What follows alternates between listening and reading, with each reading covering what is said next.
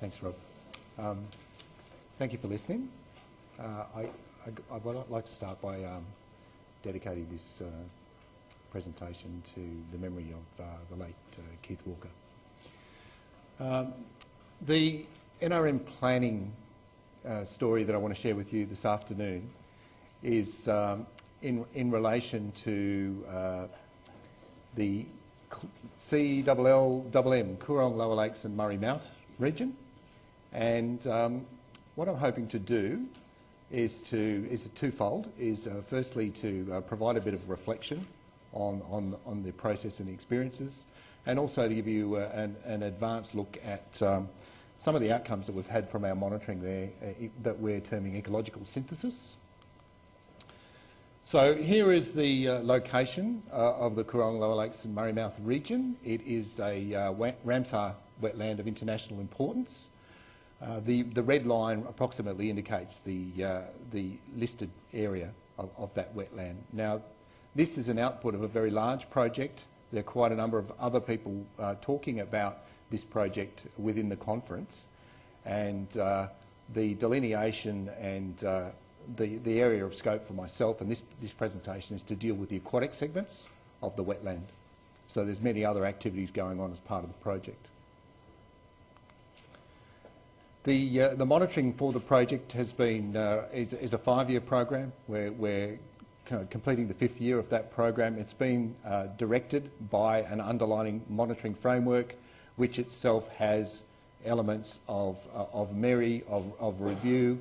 We use a continuous review process, but part of that is a very specific annual review process where we've alternated each year between an internal, or basically team departmental review, and using the review of an external advisor. So the turning point for this was the most recent external review, where we were given some challenges. And here's the sort of challenges: change the thinking, change the data analysis and reporting styles. And the reason for that was, the clear message from reviewer was, we were doing a lot about what was in the wetland and what was there, but it was unbalanced in terms of what those things did in the wetland. How did the wetland operate, and how could you influence and respond to those changes in operation?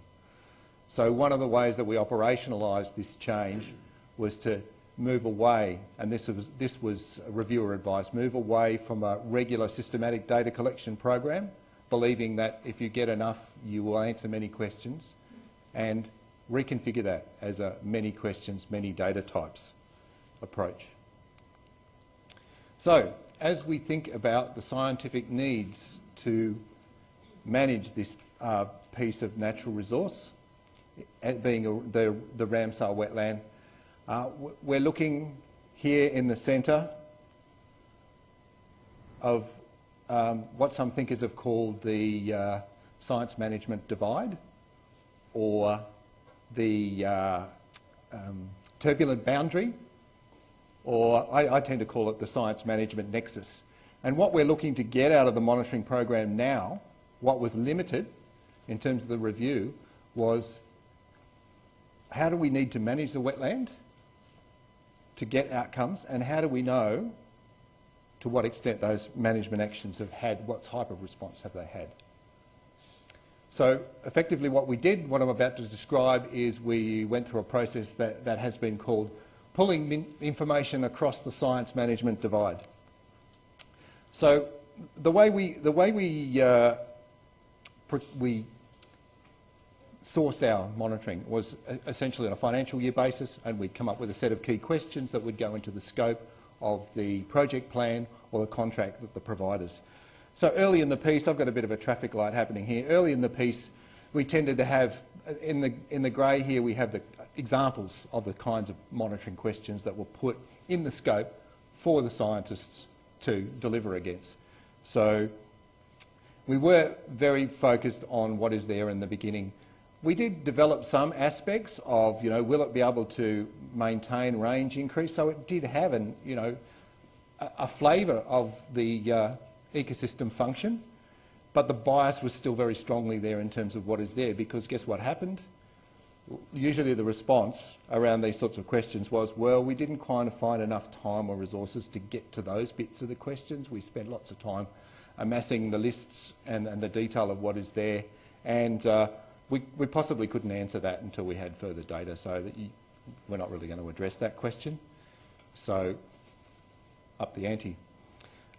As we moved towards a synthesis approach, we started to try and deliberately remove the what is there type questions and put in what is it doing type questions and make them a condition of the monitoring that had to be. So it wasn't an optional extra, it wasn't a polish, it was now the focus of what was expected. So the shopping list was, go looking for some benchmark statements. How are things travelling? Is it as good as you expected? Has it been better? Have you seen worse? Etc. Conduct some meta-analyses of the various data populations that had been there rather than a year by year. What does it mean forgetting about the years? What does it mean trying to stitch it together? And some more conceptual models are slightly different to Annalise's approach. Pictures and arrows and things like that just the same, but maybe looking at ecosystem operation rather than how the systems were configured. So here's some examples. Here's the sneak peeks of the sorts of things that are starting to come back and that will be packaged up and pushed out as the program matures and makes the results more widely available. So at the top here we have examples of a couple of benchmark statements. Don't get too caught up in the detail, but again, kind of crisp statements about what the water birds do. Why should they, be taken note of? At the bottom, we have a conceptual diagram that tends to illustrate the difference with a change in salinity over space or time with the functional and taxonomic diversity of the estuarine infauna. A few more, a meta-analysis here at left of the threatened small-bodied fish in the lower lakes. Some infographic processes on what is there, what is it doing, and where is it doing it. So trying to connect these things up and give digestible messages there to inform management. Here are some sort of life table dimensions of a particular invertebrate to start to categorise that. Another one here about the different feeding niches of shorebirds. Shorebirds are a very significant component of the wetland. Different beak lengths, different opportunities to split up that feeding niche based on where their prey are located. Here is an overall pictorial example of the food web of the entire Coorong. And here a subset of that, just looking at low flow conditions and the relative, those boxes are relative in terms of the Coorong South Lagoon. Thanks, Rob. And its composition. So there's been other things that we wanted to do that we have not been able to pursue. Being a bit more reactive, stopping things when we thought, I've got 4 minutes, not one. Good. I'll tell you more about those.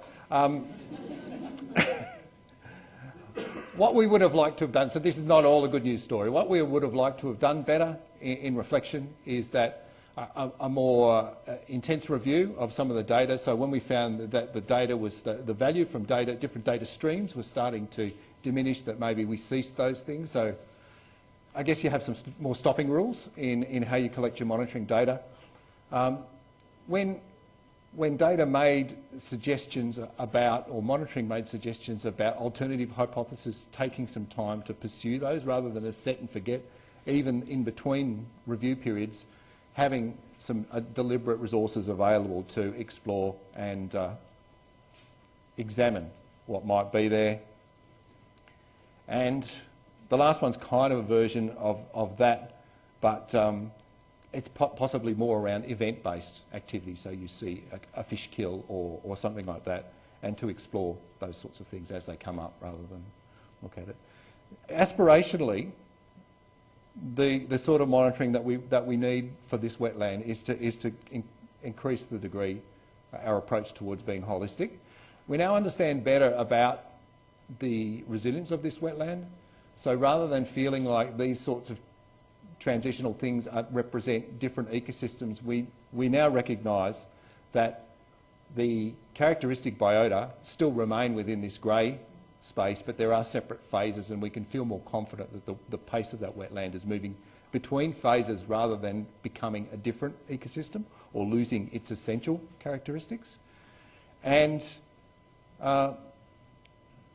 really my view is that we need to move more towards an organisational view, and this is in the same way that you would examine organisational culture, where you examine the performance of different groups of people, say in a department or in a business, where you're looking at how things are performing and you're allocating resources to be responsive to those sorts of changes to maximise the interaction between the components of the ecosystem. So to wrap up, better monitoring for this wetland is going down the approach of many questions, many data types, and the objective to achieve that is increasing our confidence, reducing our risk, as many have said, in terms of the when to intervene, how to intervene, and what were the outcomes of that intervention. So this monitoring program is really its very own research and innovation network. These are just some of the many collaborators that have been part of it, and I wish to acknowledge their contributions, and also that of the funding body.